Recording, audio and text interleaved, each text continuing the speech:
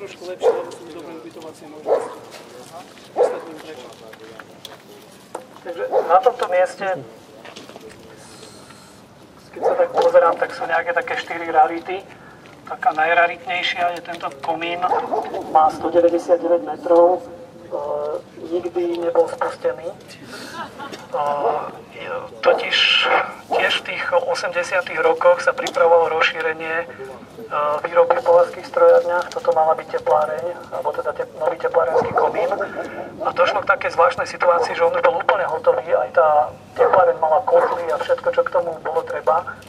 Akurát, že vtedy ešte bol úrad životného prostredia samostatný. Mečiar ich potom podriadil pod celú tú štruktúru ministerstva vnútra, ale dovtedy boli úrady životného prostredia samostatné, to je dedičstvo novembra 89. A vtedajší šéf úradu životného prostredia, myslím Igor Novohradský, trval na tom, že tam musia byť filtre. A nemali na ne peniaze. Tak jednoducho to nespustili.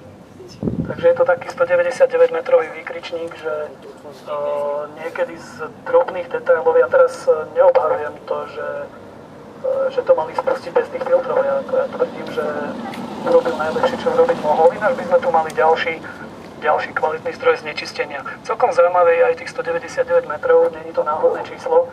Od 200 metrov podliehajú komíny medzinárodnej konvencii, kde sa to schvaľuje cez nejaké medzinárodné posudzovanie vplyvov a majú do toho čo už hovoriť Poliaci a Škandinávci a Rakúšania, neviem kto, ale tým, že sme o meter menej, tak sa to nemuselo schvaľovať nejakými medzinárodnými kritériami.